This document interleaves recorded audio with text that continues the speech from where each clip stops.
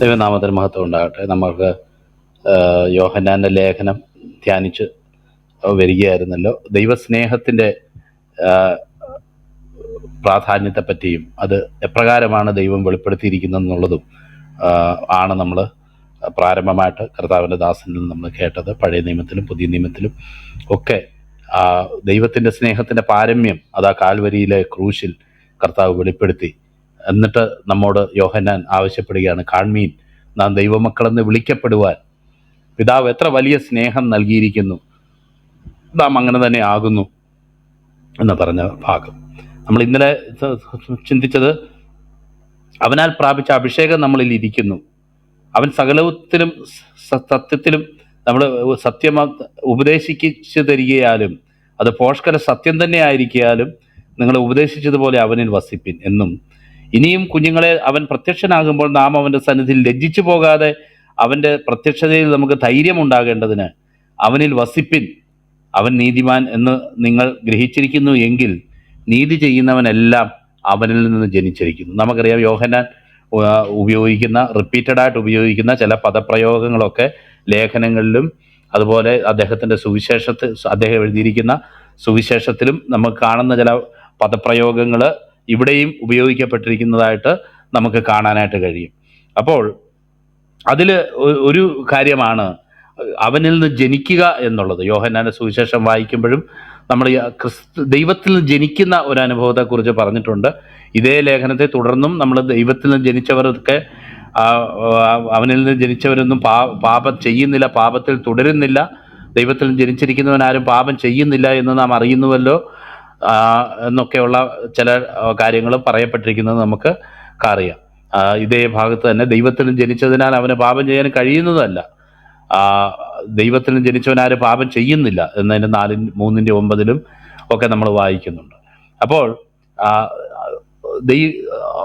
ഒരു കൂട്ടം തത്വജ്ഞാനികൾ കൂടെ ചേർന്ന് അവർ രക്ഷയ്ക്ക് ആധാരമായിരിക്കുന്ന ചില ദൈവവചനങ്ങളെയും അപ്പോസ്തോലികമായിട്ടുള്ള ഉപദേശങ്ങളെയും ഒക്കെ അതിലംഘിച്ചുകൊണ്ട്, അതിനെ കാൽക്കീഴാക്കിക്കൊണ്ട്, അതിനെ തൃണവൽക്കരിച്ചുകൊണ്ട് അവരുടേതായ ചില ഉപദേശങ്ങളെ സ്ഥാപിക്കാനുള്ള വ്യഗ്രതയിൽ മുന്നോട്ട് പോകുന്ന ഒരു സാഹചര്യത്തിലാണ് പൗലോസ്ലീഹ ഈ കാര്യങ്ങൾ ഇവിടെ യോഹന്നാൻ അപ്പോസ്തലൻ ഈ കാര്യങ്ങൾ ഇവിടെ പറയാനായിട്ട് നിർബന്ധിതനായിട്ട് തീരുന്നത്.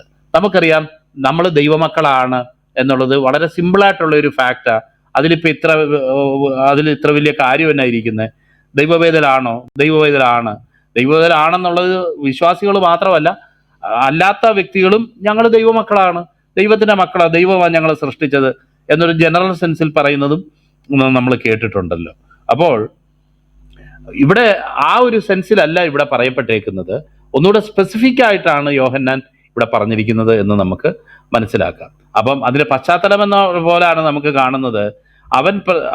അവൻ നീതിമാൻ എന്ന് ഗ്രഹിച്ചിരിക്കുന്നു എങ്കിൽ നീതി ചെയ്യുന്നവനൊക്കെയും അവനിൽ നിന്ന് ജനിച്ചിരിക്കുന്നു എന്ന് പറഞ്ഞതിന് ശേഷമാണ് പറയുന്നത്, കാൺമീൻ, നാം ദൈവമക്കൾ എന്ന് വിളിക്കപ്പെടുവാൻ പിതാവ് എത്ര വലിയ സ്നേഹം നൽകിയിരിക്കുന്നു, അങ്ങനെ തന്നെ നാം ആകുന്നു.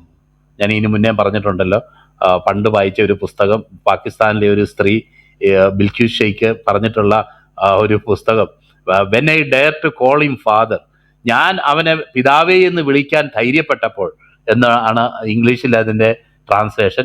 ദൈവം എൻ്റെ പിതാവായപ്പോൾ എന്നാണ് നമ്മൾ മലയാളത്തിൽ അത് വായിച്ചിട്ടുള്ള OM-ൻ്റെ ബുക്കിലൊക്കെ. ഒരു 10-35 വർഷം മുന്നേ, 40 വർഷത്തോളം മുന്നേ അത് വളരെ അവൈലബിൾ ആയിരുന്ന ഒരു പുസ്തകമായിരുന്നു എന്നുള്ളത് നമുക്കറിയാമല്ലോ. അപ്പം ഇന്ന് ലോകത്ത് കാണുന്ന പല മതങ്ങളിലും പല തത്വശാസ്ത്രങ്ങളിലും ദൈവത്തെ ഒരിക്കലും ഒരു വ്യക്തിപരമായിട്ടൊരു ഫ്രണ്ടിനെ പോലെ, ഒരു സഹായകനെ പോലെ, ഒരു അപ്പനെ പോലെ കരുതാനായിട്ട് കഴിയത്തില്ല. കാരണം ദൈവവും നമ്മളുമാണ്. നമ്മൾക്ക് തമ്മിൽ എപ്പോഴും പല കുറവുകളുണ്ട്. മനുഷ്യരെപ്പോഴും ഫാലിബിളാണ്, മനുഷ്യനെപ്പോഴും വീഴ്ചകൾ വരാനുള്ള സാധ്യതയുള്ളവനാണ്. അതുകൊണ്ട് തന്നെ ദൈവവുമായിട്ട് അടുക്കാനോ ദൈവവുമായിട്ട് ചേർന്ന് നിൽക്കാനോ ഒന്നും അവന് കഴിയത്തില്ല. പിന്നെ വല്ലപ്പോഴും ഒക്കെ എന്തെങ്കിലും സഹായം വേണമെങ്കിൽ പോയി ഇങ്ങനെ മുട്ടിപ്പായിട്ട് ചോദിച്ചാൽ ദൈവം തരുമായിരിക്കും എന്നുള്ള ഒരു കൺസെപ്റ്റ് മാത്രമാണ് ദൈവത്തെപ്പറ്റി പല തത്വശാസ്ത്രങ്ങൾക്കും മതങ്ങൾക്കും ഉള്ളത്. ദൈവത്തെ കയറി അപ്പാന്ന് വിളിക്കുന്ന ഒരു കാര്യം സ്വപ്നത്തിൽ പോലും ചിന്തിക്കാൻ കഴിയാത്ത ഒരു സാഹചര്യത്തിലാണ് ആ സ്ത്രീ എഴുതിയേക്കുന്നത്, ഞാൻ എൻ്റെ ദൈവത്തെ കയറി അപ്പച്ച, എൻ്റെ ഡാഡി, എൻ്റെ പിതാവേ എന്ന് വിളിക്കാനായിട്ട് എനിക്ക് ധൈര്യം കിട്ടിയപ്പോൾ.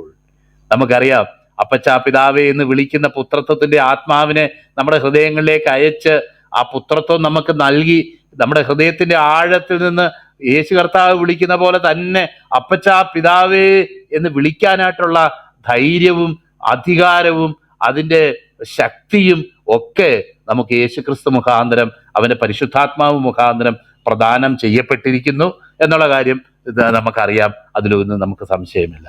എന്നാൽ അതൊക്കെ കാര്യങ്ങൾ ഇതൊക്കെ ഇങ്ങനെയൊക്കെ ആണെങ്കിലും ഈ വിഷയങ്ങളെയൊക്കെ ഒരു ടേക്കൺ ഫോർ ഗ്രാൻഡഡ് എന്നുള്ള നിലയിൽ ഇതൊക്കെ ഓൾറെഡി അണ്ടർസ്റ്റുഡ് ആണല്ലോ എന്നുള്ള ഒരു നിലയിൽ നമ്മൾ കാര്യങ്ങളെ കാണുന്നുണ്ടെങ്കിൽ തന്നെ അങ്ങനെ ലാഘവമായി കാണാൻ കഴിയുന്ന ചില കാര്യങ്ങളൊന്നും അല്ല അത് എന്നുള്ളതാണ് യോഹന്നാൻ ഇവിടെ ഹൈലൈറ്റ് ചെയ്യുന്നതായിട്ടുള്ള പ്രധാനപ്പെട്ട വിഷയം. കാരണം ഇതിനെ സംബന്ധിച്ച് ഇന്നത്തെ സാഹചര്യത്തിൽ നമുക്കറിയാം, അന്നത്തെ ഇതിലേക്ക് നമുക്ക് പിന്നെ വരാം. ഇന്നത്തെ സാഹചര്യത്തിൽ നമുക്കറിയാം ഈ ഒരു സ്റ്റേറ്റ്മെന്റ് സംബന്ധിച്ച് പല നിലയിലുള്ള പ്രതികരണങ്ങൾ അല്ലെങ്കിൽ അണ്ടർസ്റ്റാൻഡിങ്സ് അതിനെക്കുറിച്ചുണ്ട്. നമുക്കറിയാം, ഇന്നിപ്പം പല സ്ഥലത്തും നിന്ന് ഈ റീസെൻ്റ് ആയിട്ട് നമ്മൾ ഇവിടെ ശ്രദ്ധിക്കുകയാണെങ്കിൽ പല ആൾക്കാരും അപ്പോസ്തോലിക ഉപദേശങ്ങൾ, അപ്പോസ്തോലിക സഭയ്ക്ക് ഏതാണ്ട് പൊടിപ്പും തൊങ്ങലും ഒക്കെ ഉണ്ട് എന്നുള്ളതൊക്കെ മട്ടിന് ദിവസവും നമ്മൾ കേട്ടോണ്ടിരിക്കുകയും നമ്മളിൽ പല പെന്തക്കോസ്തുകാരും അയ്യോ ഞാൻ അപ്പോസ്തോലികമല്ലാതെ പോയല്ലോ എന്ന് പറഞ്ഞ് എന്തെങ്കിലുമൊക്കെ ഭൗതികമായിട്ട് വെച്ച് കിട്ടുന്ന ചില കാര്യങ്ങളെക്കുറിച്ചൊക്കെ ബോധേഡായിട്ട് നടക്കുന്നവരെ അറിയാം. ഇപ്പം സ്ഥിരമായിട്ട് പോയിട്ട് ഈ അപ്പോസ്തോലിക ഉപദേശം കേട്ട് അപ്പോസ്തോലികമാകാൻ വേണ്ടി നടക്കുന്ന ആൾക്കാരെ നമുക്ക് ചിലരെയൊക്കെ തിരിച്ചറിയാനായിട്ട് കഴിഞ്ഞിട്ടുണ്ട്. അപ്പോൾ ആകെ ഒരു ഇതെന്ന് പറയുന്നത് ഈ ആന്തരികമായിട്ട് ലഭിച്ചിരിക്കുന്ന ആത്മീയമായിട്ടുള്ള ക്രെഡൻഷ്യൽസിനെ കുറിച്ചും ആത്മീയമായിട്ടുള്ള ശക്തിയെക്കുറിച്ചും ആത്മീയമായിട്ടുള്ള കാഴ്ചപ്പാടിനെ കുറിച്ചും ഇന്ന് പെന്തക്കോസ്തായിട്ടുള്ള ആൾക്കാർ പോലും ബോധവാന്മാരല്ല. അയ്യോ ഞങ്ങൾക്കും വേണമായിരുന്നു, ഞങ്ങളുടെ പാസ്റ്റർക്കും വേണമായിരുന്നു വലിയൊരു കുപ്പായവും ഒരു വടിയും അതിൻ്റെ അറ്റത്തൊരു കുരിശും അതിൻ്റെ അറ്റത്ത് കർത്താവ് തൂങ്ങിക്കിടക്കുന്ന ഒരു രൂപവും, അതുപോലെ അവർക്കും വേണമായിരുന്നു ഒരു മോതിരം, അവർക്കും വേണമായിരുന്നു മറ്റു പല പരിപാടികളും. അങ്ങനെയാണെങ്കിൽ ഞങ്ങൾക്കൊക്കെ രാവിലെ പോയി അതൊന്ന് മുത്തിയേച്ച് കയറിയിരുന്ന് ആരാധിക്കായിരുന്നു എന്നൊക്കെ വിചാരിക്കുന്ന ചില ഭക്തന്മാരുണ്ടോ എന്നൊരു സംശയം. എൻ്റെ ഒരു ഇമാജിനേഷനിൽ ഞാൻ ചിന്തിച്ചു പോകുന്നേ, അല്ലാതെ അങ്ങനൊന്നും ആരും ചിന്തിച്ചിട്ടൊന്നും അല്ല. എന്നാൽ തന്നെ ഞാൻ ഓർക്കുന്നുണ്ട്, ഞാൻ പണ്ടൊരിക്കൽ തൃശ്ശൂർ നഗരത്തിലായിരുന്ന സമയത്ത് അവിടെ വലിയ ലോകപ്രശസ്തമായൊരു സർക്കസ് അവിടെ വന്ന് ഇങ്ങനെ തൃശ്ശൂർ നഗരത്തിൽ തമ്പടിച്ചേക്കുക. അപ്പം ഞാൻ രാവിലെ കോളേജിൽ നിന്ന് ആരാധനയ്ക്ക് പോകുന്ന വഴിക്ക്, അന്ന് ഞാൻ പോയത് നമ്മുടെ നെല്ലിക്കുന്ന് IPC എന്ന് പറയുന്ന അവിടെയുള്ള ആ സഭയിലാണ് ഞാൻ കടന്നു പോയത്. അപ്പം അവിടെ എപ്പോൾ ചെന്നാലും ഒരു പ്രശ്നമുണ്ട്. ഞാൻ എന്നാ മനസ്സിലാലോചിച്ചുകൊണ്ട് പോകുന്നത്, ഈ അത്രയും ആൾക്കാരുള്ള ആ സഭയിലെ ആൾക്കാർ ഞാൻ എന്തോ മനസ്സിൽ വിചാരിക്കുന്നത് അത് തന്നെ ഒന്ന് പാസ്റ്റർ പ്രസംഗിക്കുകയും ചെയ്യും. അത് എനിക്ക് ഭയങ്കര ഒരു ഇതാണ് അവിടെ ചെന്ന് കഴിഞ്ഞാൽ. അപ്പം നമുക്കറിയാമല്ലോ, ഞാനത് പ്രത്യേകിച്ച് തെറിച്ച് പറയുന്നത് നിങ്ങൾക്ക് പറഞ്ഞാൽ ആ പാസ്റ്ററെ നിങ്ങൾക്ക് നന്നായിട്ട് അറിയാം.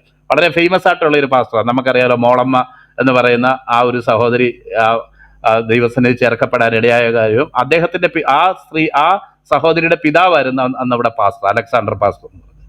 അപ്പം ഞാനിങ്ങനെ ആലോചിച്ചുകൊണ്ട് പോവുക, ഇപ്പം ഒരു വിശ്വാസിയായിട്ടാണ് ഞാനൊരു സർക്കസ് കണ്ടാൽ എന്നാ കുഴപ്പം, അവിടെ പോയാൽ എന്നാ കുഴപ്പം, അല്ലെങ്കിൽ ഒന്ന് പോയി കണ്ടാൽ എന്നാ കുഴപ്പം എന്ന് ആലോചിച്ചുകൊണ്ട് പോയി ആരാധനയ്ക്ക് അവിടെ പോയി പുറകിൽ പോയി ഒരാളുടെ ബൈബിളും വെച്ച് അവിടെ ഞാൻ ഇരുന്നു.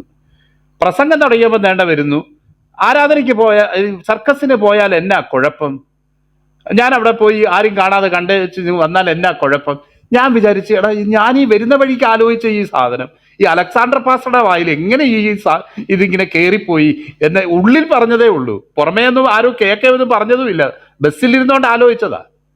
ഞാൻ പറയാൻ ആഗ്രഹിക്കുന്ന വിഷയം, ഈ പല സാഹചര്യങ്ങളിലും നമ്മൾ ആയിത്തീരുമ്പോൾ നമ്മുടെ ഉള്ളിൽ ഇതുപോലുള്ള പല ചിന്തകളും നാം എടുക്കുന്നത് പോലും ദൈവം അറിയുന്നുണ്ട്, ദൈവം അതിനോട് വ്യക്തമായിട്ട് ഇടപെടുന്നുണ്ട്. അതുകൊണ്ടാണ് പലപ്പോഴും ഇങ്ങനെയുള്ള ചില സാഹചര്യങ്ങൾ ഇമാജിൻ ചെയ്ത് പറയേണ്ടി വരുന്നത്. ഇമാജിൻ ചെയ്ത് പറയുകയല്ല സത്യത്തിൽ, ഞാനിത് പറയാനായിട്ട് ഒരുങ്ങി വന്നതല്ല. എന്നാൽ ദൈവം എന്നെ കൊണ്ട് പറയിക്കുന്ന പോലെ പലപ്പോഴും എനിക്കത് തോന്നാറുണ്ട്. കാരണം എന്താണെന്ന് വെച്ച് കഴിഞ്ഞാൽ ഇന്ന് പല ഹൃദയങ്ങളിലും നമ്മൾ ആത്മീയമായിട്ട് മുന്നേറുന്നില്ലെങ്കിലും ആത്മീയമായിട്ട് പിന്മാറിക്കൊണ്ടിരിക്കുന്നു എന്നുള്ള കാര്യത്തിൽ യാതൊരു സംശയവുമില്ല. കാരണം പിന്മാറ്റം എന്ന് പറയുന്ന ഒരു യൂണിവേഴ്സൽ ഫിനോമിനലാണ്. അത് നമ്മൾ മുന്നേറിയില്ലെങ്കിൽ നിശ്ചയമായിട്ടും നമ്മൾ പിന്മാറും എന്നുള്ള കാര്യത്തിൽ യാതൊരു സംശയവുമില്ല. ഇതിന് മുന്നേ പറഞ്ഞിട്ടുള്ള പോലെ ആത്മീയ ജീവിതത്തിന് ന്യൂട്രൽ ഗിയർ ഇല്ല. ഒന്നുകിൽ മുന്നേറും, ഇല്ലെങ്കിൽ പിന്മാറും, റിവേഴ്സ് പോയിരിക്കും ആത്മീയ ജീവിതത്തിൽ. അതുകൊണ്ട് നമ്മൾ മുന്നേറാനായിട്ടാണ് നമ്മൾ പരിശ്രമിക്കേണ്ടത്. ഒരിക്കൽ നമുക്ക് ലഭിച്ചിരുന്ന കാഴ്ചപ്പാടും ദർശനവും ഒക്കെ ഇന്ന് നമ്മുടെ കണ്ണിന് മുന്നിൽ അവർക്ക് സ്വാതന്ത്ര്യമുണ്ട്, അവർക്ക് അപ്പോസ്തോലികമുണ്ട്, അവർക്ക് വേറെ ഏതാണ്ടൊക്കെ പൊടിപ്പും തൊങ്ങലും കെട്ടി അവർക്ക് കൊടുത്തിരിക്കുന്നു എന്ന് പ്രശംസിക്കുന്ന കുറെ ആൾക്കാരുടെ വാചകം കേട്ട് നമ്മുടെ വിരുദ് തെറ്റിപ്പോവാനായിട്ട് ദൈവത്തിന്റെ മക്കൾക്ക് ഇടയായി തീരരുത്. ചിലരുടെ വിരുദ് തെറ്റുന്നുണ്ട്. ഞാൻ തെറ്റിയല്ലാന്നാണ് ഞാനും വിചാരിച്ചത്. എന്നാൽ അങ്ങനൊന്നും അല്ല. വചനത്തിലും കൃപയിലും ഒക്കെ നല്ല ശക്തമായി നിന്നിരുന്ന വ്യക്തികൾക്ക് തന്നെ അത് ചിലതൊക്കെ തോന്നിത്തുടങ്ങിയിട്ടുണ്ട് എന്നുള്ളത് ഓർക്കുമ്പം കഴിയുമെങ്കിൽ വൃദ്ധന്മാരെയും തെറ്റിക്കുമെന്ന് ദൈവവചനത്തിൽ പറഞ്ഞേക്കുന്ന കാര്യങ്ങൾ എത്ര ശ്രേഷ്ഠമാണ്, എത്ര സത്യമാണ് എന്ന് ഞാൻ ആലോചിച്ചു പോവുകയാണ്. നോക്കിയാട്ടെ, ഇവിടെ നമ്മൾ കാണുന്ന കാര്യം എല്ലാവരും ദൈവമക്കളാണ് എന്നുള്ളതാണ് ഇന്ന് ലോകം നമ്മുടെ മുന്നിൽ വെക്കുന്ന വലിയൊരു ആർഗ്യുമെന്റ്. എല്ലാവരും ദൈവമക്കളാണ്, പ്രത്യേകിച്ച് നമ്മൾ ദൈവമക്കളല്ലാതെ ആരും ഇല്ല. അപ്പോസ്തോലിക ഉപദേശത്തോട് ചേരുന്ന ഉപദേശം വല്ലതും ആണോ അത്? ഏത് അപ്പോസ്തോലനാണ് അങ്ങനെ പറഞ്ഞേക്കുന്നത്? ഗ്രീക്ക് കവികൾ ചിലർ നാം അവന്റെ സന്താനമല്ലോ എന്ന് പറഞ്ഞിരിക്കുന്നു എന്ന് പൗലോസ് അവിടെ പ്രസംഗിക്കുവാൻ പറയുന്നുണ്ട്. എന്നാൽ യോഹന്നാൻ ഇത്രയും സ്നേഹത്തിന്റെ അപ്പോസ്തോലൻ, സ്നേഹം വഴിഞ്ഞൊഴുകുന്ന വാക്കുകളിലൂടെ ദൈവത്തെ പ്രകടിപ്പിച്ചിട്ടുള്ളതും ദൈവസ്നേഹം പ്രകടിപ്പിച്ചിട്ടുള്ളതുമായ അപ്പോസ്തോലൻ വളരെ കൃത്യമായിട്ട് പറഞ്ഞിട്ടുണ്ട്, അവനെ കൈക്കൊണ്ട് അവന്റെ നാമത്തിൽ വിശ്വസിക്കുന്ന ഏവർക്കും ദൈവത്തിന്റെ മക്കളാകുവാൻ അധികാരം ലഭിച്ചു. ദൈവം സ്നേഹം കൊണ്ട് വീർപ്പ് മുട്ടിയിട്ട് തിരിച്ചൊന്നും പറയാൻ കഴിയാതെ, ഒരു വ്യക്തികളുടെയും പാപങ്ങൾ തിരിച്ചറിയാതെ, പാപത്തിന് ന്യായവിധി കൊടുക്കാൻ കഴിയാതെ സ്തബ്ധനായിരിക്കുന്ന ഒരു അനുഭവത്തിലല്ല. എല്ലാ അധർമ്മവും പാപം തന്നെ എന്ന് തുടർന്ന് വായിക്കുന്നുണ്ടല്ലോ. അപ്പോൾ ഈ പാപമുണ്ടെന്നും പാപത്തിന് ദൈവം ശിക്ഷ വിധിക്കുമെന്നും ഒരു ന്യായവിധി ഉണ്ടെന്നും ഈ വിവരങ്ങളെല്ലാം പറയുന്ന വ്യക്തിയും ഈ യോഹന്നാൻ തന്നെയാണ്. അപ്പൊ സ്നേഹം എന്ന് പറയുമ്പോൾ നമ്മൾ ഒരിക്കലും വിചാരിക്കരുത് സ്നേഹം എന്ന് പറഞ്ഞാൽ തെറ്റായിട്ടുള്ള നെഗറ്റീവായിട്ട് ചെയ്യുന്ന കാര്യങ്ങളൊന്നും പറയാൻ കഴിയാത്ത ഒരനുഭവമാണ് സ്നേഹം എന്നും. ഈ സ്നേഹത്തിൽ അതായത് നമ്മൾ ഫിലിപ്പിയർക്ക് എഴുതുന്ന ലേഖനത്തിൽ വായിക്കുന്നത്, നിങ്ങളുടെ സ്നേഹം മേൽക്കുമേൽ സകല ജ്ഞാനത്തിലും വിവേകത്തിലും വർദ്ധിച്ചു വന്നിട്ട് ഭേദാഭേദങ്ങളെ വിവേചിക്കുമാറാകണം എന്ന് പൗലോസ് എഴുതിയേക്കുന്നത്. അപ്പം ഈ സ്നേഹം എന്ന് പറയുമ്പോൾ കുഴപ്പമില്ല, നീ എന്തൊക്കെ ചെയ്തു കുഴപ്പമില്ല, ഇങ്ങ് പോര് എന്നുള്ളതല്ല. ആ പാപത്തിന് പരിഹാരമായി ഈ ദൈവപുത്രൻ ലോകത്തിൽ വരികയും തൻ്റെ ജീവൻ ക്രൂശിൽ അർപ്പിക്കുകയും നമുക്ക് വേണ്ടി ഒരു രക്ഷയുടെ നിത്യമായ മാർഗം ഒരുക്കുകയും ചെയ്തു. അവൻ ചെയ്ത കാര്യങ്ങളെ ഏറ്റുപറഞ്ഞ് അതിൽ വിശ്വസിച്ച് ആ ദൈവസന്നിധിയിൽ പാപക്ഷമ പ്രാപിച്ച വ്യക്തിയാക്കി ആണ് ഈ ദൈവമക്കൾ എന്നുള്ള അനുഭവത്തിലേക്ക് കടന്നു വരാൻ കഴിയുന്നത്. മനുഷ്യൻ അവന്റെ ബൈ നേച്ചർ, അവന്റെ ഫാളൻ നേച്ചർ, ദൈവം എല്ലാവരെയും സൃഷ്ടിച്ചത് ദൈവമാണെന്ന് എന്നുള്ളത് കൊണ്ട് നമ്മളെല്ലാം ദൈവത്തിന്റെ മക്കളാണ് ഇൻ ജനറൽ സെൻസ്. അതേസമയം തന്നെ ഈ ദൈവത്തിന്റെ സ്വരൂപത്തിനും സാദൃശ്യത്തിനും സൃഷ്ടിക്കപ്പെട്ട മനുഷ്യൻ തെറ്റിപ്പോയി എന്നുള്ളതും ഈ ദൈവത്തിന്റെ വചനം തന്നെ നമ്മളോട് പറയുന്നു. അപ്പം ഈ തെറ്റിപ്പോയ മനുഷ്യരെ വീണ്ടെടുക്കാനായിട്ട് യേശു കർത്താവ് ലോകത്തിലേക്ക് കടന്നു വന്നു. അല്ലാതെ ഇന്ന് ചിലർ പറയുന്നത് പോലെ ആ വീണ്ടെടുപ്പിന്റെ കാര്യമോ ആ രക്ഷയുടെ കാര്യമോ പറയാതെ ക്രിസ്തുവിന്റെ സ്നേഹത്തെ മാത്രം ഹൈലൈറ്റ് ചെയ്യുക, ബാക്കി കാര്യങ്ങളെ ഹൈലൈറ്റ് ചെയ്യാതിരിക്കുക. അപ്പൊ അങ്ങനെയുള്ള ഒരു സ്നേഹമല്ല യേശു കർത്താവ് പ്രകടിപ്പിച്ചിരിക്കുന്നത് എന്നുള്ളത് നമുക്ക് മനസ്സിലാക്കാനായിട്ട് സാധിക്കും. അപ്പം നോക്കിയാട്ടെ, ഒന്നാമത് പറയുന്നത് ഈ അപ്പോസ്തോലിക ഉപദേശം എന്താ? അപ്പോസ്തോലിക ഉപദേശം എന്ന് പറയുന്നത് പാപം ചെയ്ത എല്ലാവരെയും, പാപം ചെയ്തവരെയും ചെയ്യാത്തവരെയും, ദൈവമക്കളായവരെയും മക്കളല്ലാത്തവരെയും എല്ലാം ഒരുമിച്ച് സ്വർഗത്തിൽ കൊണ്ടുപോയി അവിടെ അങ്ങ് എൻജോയ്മെന്റ് തുടങ്ങും, സ്വർഗത്തിൽ ചെന്ന് വലിയ സന്തോഷമാകും, എല്ലാവരും നിത്യതയിൽ അങ്ങ് പ്രവേശിക്കും എന്നുള്ളത് അപ്പോസ്തോലിക ഉപദേശമല്ല, അത് പൈശാചിക ഉപദേശമാണ്. അത് അപ്പോസ്തോലന്മാരാരും അങ്ങനെ പഠിപ്പിച്ചിട്ടില്ല, അങ്ങനെ പറഞ്ഞിട്ടുമില്ല. എന്നാൽ അതാണ് അപ്പോസ്തോലിക ഉപദേശം എന്നുള്ള നിലയിൽ വ്യാജമായി ദൈനംദിനം ഇരുന്ന് പ്രസംഗിക്കുകയും അത് പ്രചരിപ്പിക്കുകയും വെളിപ്പെടുത്തുകയും ചെയ്യുന്ന ആൾക്കാർ പിന്നെ അവരുടെ പല ആക്ടിവിറ്റി ഇങ്ങനെ തുടർന്നുകൊണ്ടേ ഇരിക്കുകയാണ്. ദൈവമക്കളായിട്ടുള്ള പലരും അതിൽ പോയി വീഴുകയും ചെയ്യുന്നു. അപ്പൊ നമ്മൾ നോക്കുമ്പോൾ ശരിയാ, ഇവര് താണ്ട വെള്ളം അടിച്ചുകൊണ്ട്, കഞ്ചാവ് അടിച്ചുകൊണ്ട്, അല്ലെങ്കിൽ ലോകത്തിലുള്ള മറ്റുള്ള ഇതൊക്കെ ചെയ്തുകൊണ്ട് തന്നെ അവർ താണ്ട പ്രസംഗിക്കുന്നു. അതും പ്രസംഗമല്ലേ? അവരുടേതല്ലേ കൂടുതൽ അപ്പീലിങ്. അവര് പറയുമ്പോഴല്ലേ കൂടുതൽ അത് ഒരു ടച്ചിങ് ആയിട്ട് തീരുന്നത്. പ്രിയപ്പെട്ടവരെ, ഇത് താനെ ഒഴുകിക്കേറി വന്ന കാൺമീൻ നാം ദൈവമക്കളെന്ന് വിളിക്കപ്പെടുവാൻ പിതാവ് എത്ര വലിയ സ്നേഹം നൽകിയിരിക്കുന്നു എന്നുള്ളത് ഒരു സ്പോണ്ടേനിയസ് ആയിട്ട് ആരും ഒന്നും ചെയ്യാതെ നാച്ചുറലായിട്ട് ഒഴുകിക്കേറി വന്ന ഒരു സംഗതി അല്ല. മറിച്ച് ഒരു ചോയ്സ് കൊണ്ടുണ്ടായ ഒരു സ്ഥാനം കൂടെയാ. ഈ കർത്താവ് ചെയ്ത കാര്യങ്ങളെ അംഗീകരിക്കുകയും ഉൾക്കൊള്ളുകയും അദ്ദേഹം തന്റെ സുവിശേഷത്തിൽ പറഞ്ഞിരിക്കുന്നത് പോലെ അവനെ കൈക്കൊണ്ട് അവന്റെ നാമത്തിൽ വിശ്വസിക്കുന്ന ഏവർക്കും ദൈവമക്കളാകുവാൻ അധികാരം കൊടുത്തു എന്നുള്ള ഒരു അധികാരം മൂലമാണ് ഈ ദൈവമക്കൾ എന്നുള്ള സ്ഥാനത്തേക്ക് വന്നേക്കുന്നത്. തന്റെ ഏകജാതനായ പുത്രനിൽ വിശ്വസിക്കുന്ന ഏവരും നശിച്ചു പോകാതെ നിത്യജീവൻ പ്രാപിക്കേണ്ടതിന് ദൈവം അവനെ നൽകുവാൻ തക്കവണ്ണം ലോകത്തെ സ്നേഹിച്ചു. അവർ നിത്യജീവൻ പ്രാപിക്കേണ്ടതിന് അവരെ നൽകുവാൻ തക്കവണ്ണം, അവർക്ക് നിത്യജീവൻ ലഭിക്കാൻ വേണ്ടി പകരമായി അവന്റെ ജീവൻ ആ ക്രൂശിൽ യാഗമായി അർപ്പിച്ചു. അത് അംഗീകരിക്കുന്നവർക്ക് ദൈവം മക്കളാകാൻ അധികാരം കൊടുത്തു. അവർക്ക് നിത്യജീവൻ ലഭിക്കും. അല്ലാതെ ലോകത്തെല്ലാവർക്കും ഒരുപോലെ നിത്യജീവൻ ലഭിക്കും, ഒരുപോലെ തീരുമാനമെടുത്തവർക്ക് തീരുമാനമെടുക്കാത്തവർക്കും ഒക്കെ ഇത് ലഭിക്കുമെന്നല്ല പറഞ്ഞേക്കുന്നത്. അത് അപ്പോസ്തോലിക ഉപദേശമല്ല, അത് പൈശാചിക ഉപദേശമാണ് എന്നുള്ളത് കർത്താവ് പറഞ്ഞ പോലെ നിങ്ങൾ ദൈവത്തിന്റെ മക്കളല്ല, പിശാച് എന്ന് പറയുന്ന അപ്പന്റെ മക്കൾ. അവൻ ഭോഷ്ക് പറയുന്നവനും ഭോഷ്ക് പറയുന്നവരുടെ അപ്പനുമാകുന്നു എന്ന് യോഹന്നാന്റെ സുവിശേഷത്തിൽ നമ്മൾ വായിക്കുന്നത് പോലെ. അതാണ് ഈ സുവിശേഷം. പാപം ചെയ്തവനും പാപം ചെയ്യാത്തവനും ഒന്നും ഒരു വ്യത്യാസവുമില്ല. നിങ്ങൾക്ക് എന്ത് വേണേലും നിങ്ങൾ ചെയ്തോ.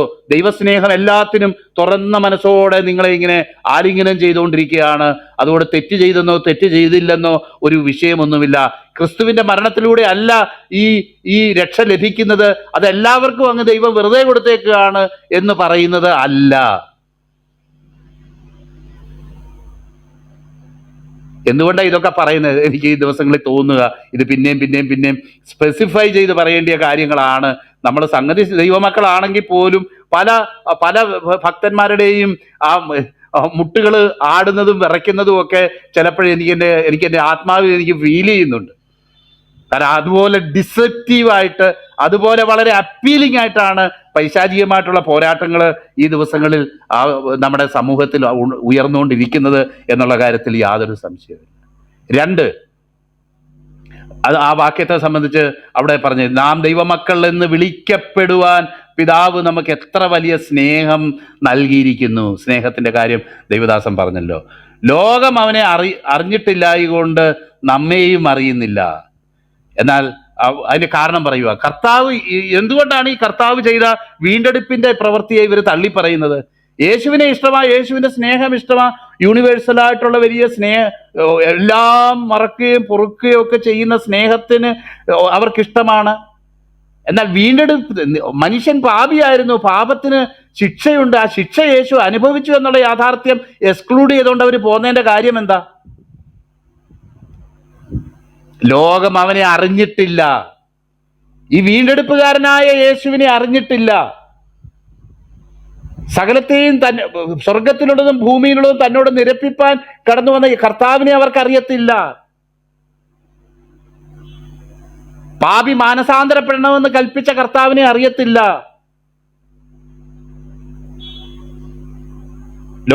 അവനെ അറിഞ്ഞിട്ടില്ലായതുകൊണ്ട് നമ്മെയും അറിയുന്നില്ല. കർത്താവ് അത് വ്യക്തമാക്കിയല്ലോ. യോഹന്നാന്റെ സുവിശേഷത്തിൽ നമ്മളത് വായിക്കുന്നുണ്ട്. തുടർന്ന് നമ്മൾ വായിക്കുന്ന ഭാഗമാണ് നാം ഇപ്പോൾ ദൈവമക്കളാകുന്നു. അതാണ് എന്നെ സ്പർശിച്ചതായിട്ടുള്ള വേറൊരു പ്രധാനപ്പെട്ട വാക്ക്. നാം ഇപ്പോൾ ദൈവമക്കളാകുന്നു. ചില ആൾക്കാരോട് ചോദിച്ചാൽ അറിയാം, നമുക്ക് ബ്രദറെ രക്ഷിക്കപ്പെട്ടു. എപ്പോഴാണ് രക്ഷിക്കപ്പെട്ടെ? അതിപ്പോൾ ഒരു 5-6 പ്രാവശ്യമായി രക്ഷിക്കപ്പെടുന്നത്. കാരണം അവരുദ്ദേശിക്കുന്നത് വർഷാവർഷം നടക്കുന്ന ഏതെങ്കിലും മീറ്റിങ്ങിലൊക്കെ പോയി കൈവെക്കും, അടുത്ത വർഷം പോയി പിന്നെയും കൈവെക്കും, ഇങ്ങനെ കൈവെക്കി ഇങ്ങനെ ജീവിതം മുന്നോട്ട് പോയിക്കൊണ്ടിരിക്കുക. അപ്പം ഈ ബൈബിള് വായിച്ചാലോ പ്രാർത്ഥിച്ചാലോ കൈവെക്കിയാലോ മാത്രം പോരാ, രക്ഷിക്കപ്പെട്ടു എന്നുള്ള ഉറപ്പിലേക്കും കൂടെ ഒരു ദൈവത്തിന്റെ പൈതൽ കടന്നു വരേണ്ട ആവശ്യമാണ്. അതിനാണ് രക്ഷയുടെ ഉറപ്പ്, അഷ്യൂറൻസ് ഓഫ് സാൽവേഷൻ എന്ന് പറയുന്നത്. രക്ഷിക്കപ്പെട്ടിട്ടും രക്ഷയുടെ ഉറപ്പില്ലാതെ നമ്മൾ മുന്നോട്ട് പോവുകയാണെങ്കിൽ അത് പിശാചിന് നമ്മുടെ ജീവിതം എടുത്ത് അമ്മാനമാടാനായിട്ട് ഒരു സാധ്യതയാണ് നമ്മൾ ഒരുക്കുക. കാരണം നമുക്ക് ഉറപ്പില്ല. ഇനി നമ്മുടെ വിചാരം അത് ഞാൻ കഴിഞ്ഞ വട്ടം രക്ഷിക്കപ്പെട്ട് കഴിഞ്ഞിട്ട് ചില തെറ്റുകളൊക്കെ ജീവിതത്തിൽ വന്നു പോയി, ഇനിയിപ്പോൾ എന്തോ ചെയ്യും, ഇനിയിപ്പോൾ അടുത്ത കൺവെൻഷൻ വരാൻ കാത്തിരിക്കുക, അല്ലെങ്കിൽ അടുത്ത കർത്തൃമേശ വരാൻ കാത്തിരിക്കുക, അന്നേരം ഒന്നുകൂടെ രക്ഷിക്കപ്പെടാൻ വേണ്ടി. പ്രിയപ്പെട്ടവരെ, അങ്ങനെ അനേക പ്രാവശ്യം രക്ഷിക്കപ്പെടാനൊന്നും നമുക്ക് കഴിയത്തില്ല. നമ്മുടെ ജീവിതത്തിൽ നമ്മൾ പാപിയാണെന്ന് ഓർത്ത് മാനസാന്തരപ്പെട്ട് ദൈവഭാഗത്തേക്ക് തിരിയുന്നത് ഒരു അനുഭവമാണ്. അങ്ങനെ തിരിഞ്ഞ വ്യക്തികളുടെ ജീവിതത്തിലും കുറവുകളും വീഴ്ചകളും വന്നേക്കാം. എന്നാൽ അങ്ങനെ വന്നാൽ തന്നെ ദൈവത്തിന്റെ മക്കൾ എന്നുള്ള നിലയിൽ നമ്മുടെ പാപങ്ങളെ നാം ഏറ്റുപറയുന്നു എങ്കിൽ നമ്മോട് സകല അനീതിയും പോക്കി നമ്മെ ശുദ്ധീകരിപ്പാൻ തക്കവണ്ണം നീതിമാനും വിശ്വസ്തനുമാകുന്നു. അപ്പോൾ പാപിയാണെന്ന് ഓർത്ത് മാനസാന്തരപ്പെട്ട് ദൈവഭാഗത്തേക്ക് തിരിഞ്ഞ ഒരു ദൈവത്തിന്റെ പൈതൽ പിന്നെ ദൈനംദിനം പിന്നെയും രക്ഷിക്കപ്പെടേണ്ട ആവശ്യമില്ല. മറിച്ച് അവന്റെ ജീവിതത്തിൽ കടന്നുകൂടിയ പാപങ്ങളും കുറവുകളും വീഴ്ചകളും അവൻ ഏറ്റുപറഞ്ഞാൽ മാത്രം മതി. നമ്മുടെ കർത്താവ് രക്ഷിച്ചു. എത്ര വട്ടം അത് ഏറ്റുപറയണമെന്ന് ചോദിച്ചാൽ ഒരു വട്ടം ഏറ്റുപറഞ്ഞാൽ മാത്രം മതി. കൂടുതൽ വട്ടം അത് ഏറ്റുപറയേണ്ട യാതൊരു കാര്യവുമില്ല. അപ്പൊ ഏറ്റു പറഞ്ഞുകൊണ്ടേയിരിക്കുന്ന ഒരു അനുഭവമാണെങ്കിൽ അതിന്റെ അർത്ഥം എന്താന്ന് വെച്ച് കഴിഞ്ഞാൽ ആ രക്ഷയുടെ ഉറപ്പിലേക്ക് കടന്നു വന്നിട്ടില്ല. റോമർക്കെഴുതിയ ലേഖനം 5-ാം അധ്യായത്തിൽ നമ്മൾ വായിക്കുന്നത് അതാണല്ലോ, രക്ഷയുടെ ഉറപ്പ്. നമുക്ക് ഈ ദൈവത്തോട് സമാധാനമുണ്ട്, നാം നിൽക്കുന്ന ഈ കൃപയിലേക്ക് നമുക്ക് പ്രവേശനം ലഭിച്ചിരിക്കുന്നു, നമ്മൾ മക്കളായിട്ട് തീർന്നിരിക്കുന്നു, നാം ദൈവവുമായിട്ട് റെക്കൺസൈൽഡ്, അവനുമായിട്ട് നിരപ്പ് പ്രാപിച്ച് കഴിഞ്ഞിരിക്കുന്നു. ഇനി ജീവിതത്തിൽ ഉണ്ടാകുന്ന എല്ലാ വീഴ്ചകൾക്കും കുറവുകൾക്കും പരിഹാരം ഉണ്ടാകത്തക്കവണ്ണം അത് ഏറ്റുപറഞ്ഞാൽ അവൻ ക്ഷമിച്ചു തരാമെന്ന് നമ്മളോട് വാഗ്ദത്തം ചെയ്തിരിക്കുന്നു. പ്രിയപ്പെട്ടവരെ, നമ്മുടെ ജീവിതത്തിൽ ഇന്ന് പകൽക്കാലം കുറവുകൾ ഉണ്ടായിരിക്കട്ടെ, അല്ലെ കുറെ നന്മകൾ ഉണ്ടായിരിക്കട്ടെ, എന്തുകൊണ്ടായിരിക്കട്ടെ, ചങ്കുറപ്പോടെ ഞാനൊരു ദൈവ പൈതലാണ്, ഞാനൊരു ദൈവ പൈതലാണ്. ഇവിടെ നമ്മൾ വായിക്കുന്നത് നാം ഇപ്പോൾ ദൈവമക്കളാകുന്നു. 2-ാം വാക്യത്തിന്റെ ആദ്യ ഭാഗം, നാം ഇപ്പോൾ ദൈവമക്കളാകുന്നു. പ്രിയപ്പെട്ടവരെ, ഈ ഉറപ്പിന്റെ മേൽ നിന്നോണ്ടാ നമുക്ക് നമ്മുടെ രക്ഷയിൽ നമുക്ക് മുന്നോട്ട് പോകാൻ കഴിയത്തുള്ളൂ. അല്ലാതെ ഇന്നലെ രക്ഷിക്കപ്പെട്ടു, ഇന്ന് ഒന്നുകൂടെ രക്ഷിക്കപ്പെടട്ടെ എന്നും പറഞ്ഞ് ആ ഒരു നിലയിൽ നമ്മൾ കാര്യങ്ങൾ പോവുകയാണെങ്കിൽ നമ്മുടെ ആത്മീയ ജീവിതം ഒരിക്കലും ബിൽഡപ്പ് ആകത്തില്ല.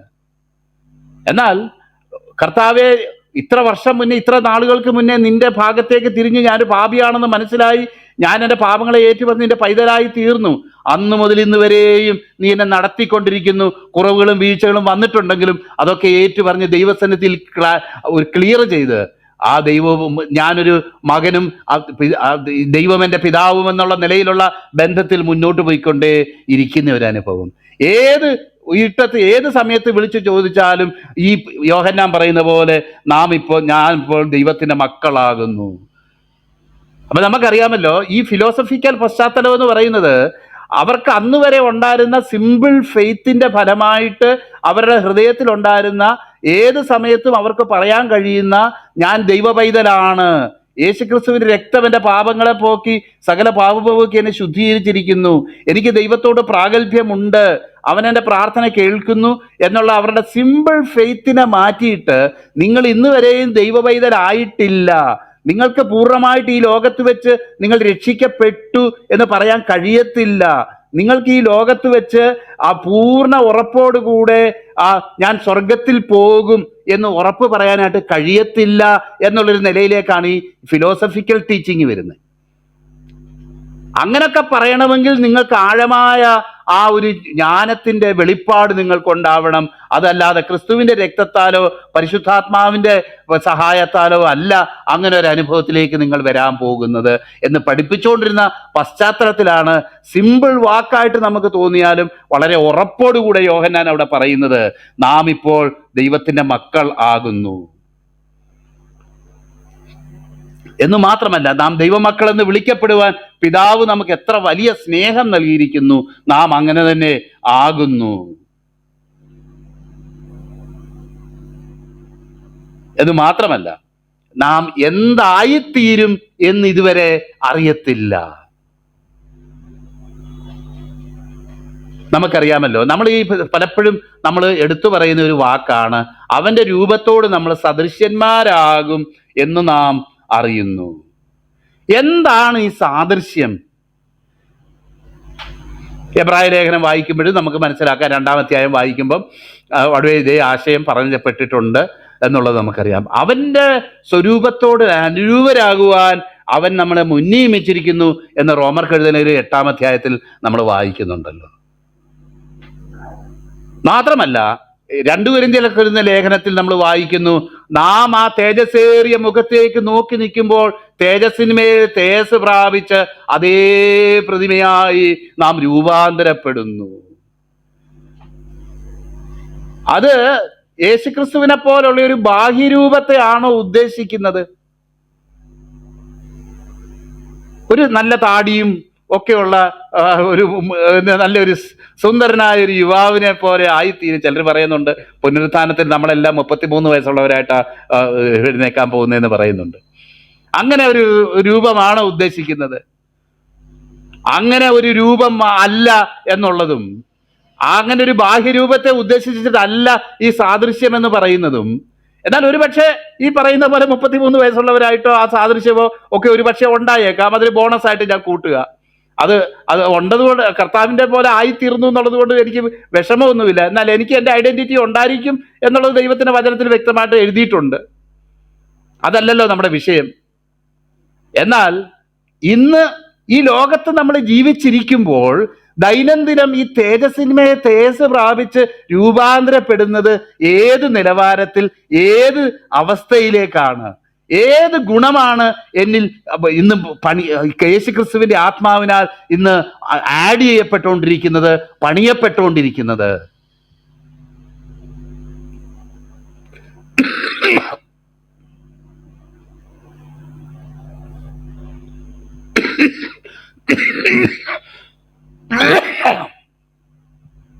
പ്രിയപ്പെട്ടവരെ, നമുക്കറിയാം ആത്മാവാകുന്ന കർത്താവിൻ്റെ ദാനമായി തേജസ്സിമേ തേജസ് പ്രാപിച്ച് അതേ പ്രതിമയായി രൂപാന്തരപ്പെടുന്നു. അപ്പൊ ക്രിസ്തുവിൻ്റെ സ്വഭാവ ഗുണങ്ങളാണ് ഉദ്ദേശിക്കുന്നതെന്നും നമ്മുടെ ദേഹിയിൽ ഇന്ന് കർത്താവ് വരുത്തുന്ന രൂപാന്തരം എന്നുള്ളത് ക്രിസ്തുവിനെ പോലെ അവൻ്റെ സ്വഭാവ വൈശിഷ്ട്യങ്ങളാണ് കാണാനായിട്ട് ദൈവം ആഗ്രഹിക്കുന്നതെന്നും, നമ്മൾ യേശുവേ നിന്റെ രൂപം ഈ എൻ്റെ കണ്ണുകൾക്ക് എത്ര സൗന്ദര്യമെന്ന് പാടുന്ന പാട്ടിലുള്ളത് പോലെ ആ കർത്താവിൻ്റെ ആ ഗുണഗണങ്ങളാണ് ഇന്ന് നമ്മളിൽ വിളക്കി ചേർത്തുകൊണ്ട്, അല്ലെങ്കിൽ ആത്മാവിൽ പണിയപ്പെട്ട് ചേർക്കപ്പെട്ടുകൊണ്ടിരിക്കുന്നത്. അവൻ്റെ ആ ആത്മാവിലുള്ള അവൻ്റെ ആ സ്വരൂപമാണ് എന്നുള്ളതും, അവൻ വെളിപ്പെടുമ്പോൾ അവനോട് സദൃശ്യന്മാരാകും എന്ന് പറഞ്ഞതിൻ്റെ അർത്ഥം തന്നെ ഇന്ന് നമ്മളെ പരിശുദ്ധാത്മാവിൻ്റെ വർക്ക്ഷോപ്പിൽ വർക്ക്മാൻഷിപ്പായിട്ട് നമ്മളെ വെച്ചിരിക്കുന്നത് തന്നെ അവൻ്റെ ആ സാദൃശ്യത്തോട് ഏകീഭവിക്കാനാണ് എന്നുള്ളത് നമുക്കറിയാം. അപ്പം നമ്മൾ സാധാരണഗതിയിൽ ഉദ്ദേശിക്കുന്നത് പോലെ ഉള്ള ഒരു ചിന്തയല്ല ഈ സാദൃശ്യം എന്ന് പറയുന്നത്. അത് കേവലം ഒരു ഫിസിക്കൽ അപ്പിയറൻസിൻ്റെ കാര്യത്തിലോ സൂപ്പർഫിഷ്യലായിട്ടുള്ള ഒരു സിമിലാരിറ്റിയോ റിസംബ്ലൻസോ അല്ല ഉദ്ദേശിക്കുന്നതെന്നുള്ളത് നമുക്ക് വളരെ വ്യക്തമായിട്ട് നമുക്ക് മനസ്സിലാക്കാം. അവനെപ്പോലെ അവൻ സ്നേഹിക്കുന്നത് പോലെ, അവൻ പാപത്തെ വെറുക്കുന്നത് പോലെ, അവൻ കാര്യങ്ങളെ കാണുന്നത് പോലെ എൻ്റെ കർത്താവ് എപ്രകാരമാണ് അതുപോലെ ആയിത്തീരാൻ തക്കവണ്ണം ഞാൻ പണിയപ്പെട്ടുകൊണ്ടിരിക്കുക.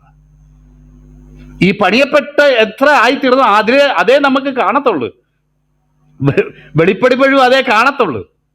നോക്കിയാട്ടെ, നാം അവൻ്റെ സ്വരൂപത്തോട് സദൃശ്യന്മാരാകും എന്ന് അറിയുന്നു.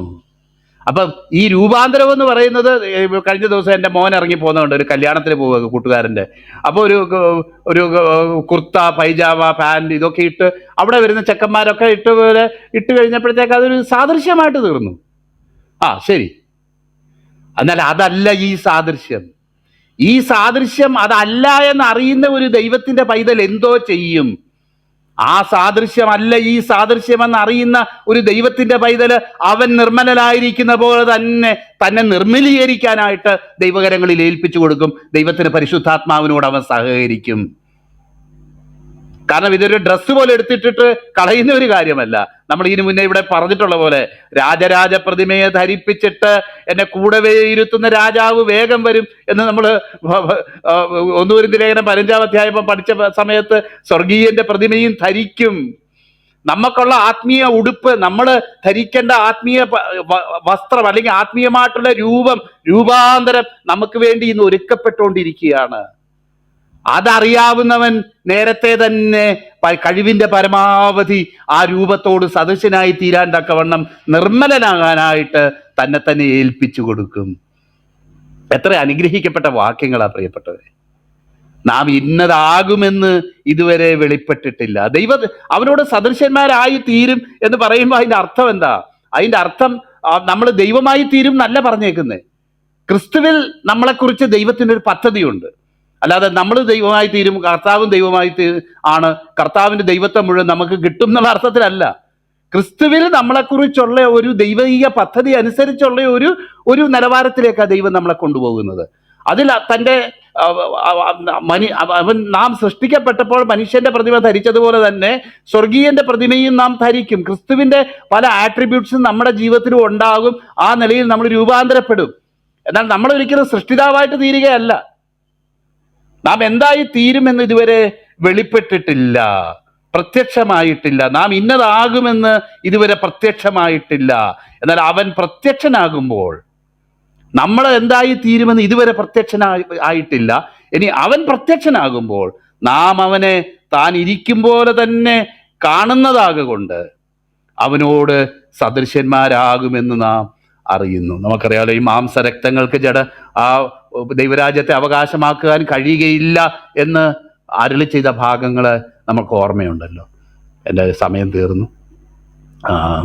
നമുക്ക് തുടർന്ന് നാളെ നമുക്ക് ചിന്തിക്കാം ഇതിനെപ്പറ്റി. ഒരു 10 മിനിറ്റ് സമയം ഞാൻ ബിജോ ബ്രദറിന്, അദ്ദേഹം പുറത്തെങ്ങാണ്ടാണ് നിൽക്കുന്നത്.